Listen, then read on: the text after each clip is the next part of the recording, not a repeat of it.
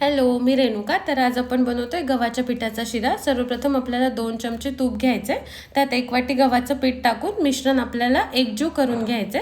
मिश्रण थोडंसं भाजत आलं की त्यामध्ये आपल्याला परत 2 चमचे साजूक तूप टाकायचे. साजूक तूप टाकल्याच्या नंतर आपल्याला मिश्रण छान लालसर होईपर्यंत भाजून घ्यायचे. त्यामध्ये आपल्याला एकदम तूप न टाकता थोड्या प्रमाणात तूप टाकायचे. परत 2 चमचे तूप टाकून ते आपल्याला लालसर होईपर्यंत भाजायचे. हे भाजत असताना त्यामध्ये गाठी होऊ नये ह्याकडे आपल्याला लक्ष द्यायचं आहे. आणि हा व्हिडिओ जर तुम्हाला आवडला असेल तर लाईक करा, शेअर करा आणि चॅनलला सबस्क्राईब करायला विसरू नका. तर वळूया आपण परत गव्हाच्या पिठाच्या शिऱ्याकडे. ह्याचं जे पीठ आहे ते भाजून झालं आहे. आता आपल्याला 1 ग्लास पाणी घ्यायचं आहे. पाणी टाकून पाण्याला उकळी आली की थोडं या मिश्रणामध्ये पाणी ॲड करायचं आहे. त्यानंतर ते मिक्स झालं की त्यामध्ये आपल्याला पाऊण वाटी साखर टाकायची आहे. साखर टाकून मिश्रण एकजीव करून घ्यायचे. परत 1 चमचा तूप टाकून तयार होतो आपला स्वादिष्ट शिरा. धन्यवाद.